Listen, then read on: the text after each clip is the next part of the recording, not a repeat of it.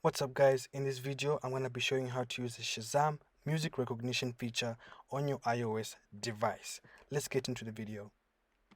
Okay, so to use this feature you need to be on the latest iOS 14 update. To check that, go into settings, general, about, and you can see from the software version it's 14.3. So if you're not on this update, you can just go back and on software update you can click it. The update should come right there, but if you're already updated you can see to say your software is up to date. Okay, so once you've done that, you will go back into your settings and then scroll down to control center and then scroll all the way down till you see the music recognition and tap the green plus button to add it, just like that.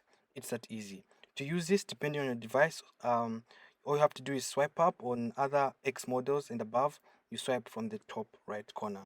So let's test it out. To do it quickly, I'm going to open YouTube, um, and then let's search for, let's just say Drake.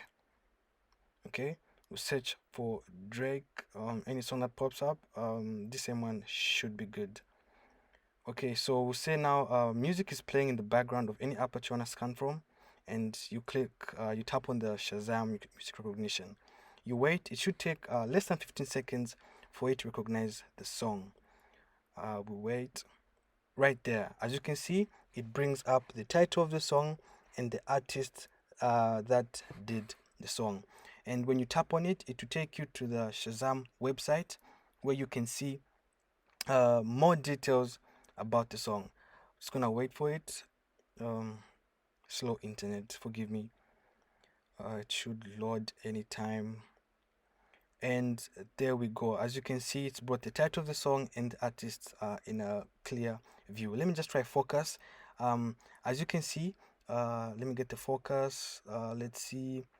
Let me bring it up. Okay, here. So it shows you listen on Apple Music, and when you tap on it, it takes you to the Apple Music app, and this is where you can play it or add it to your library. As you can see, Laugh Now Cry Later by Drake.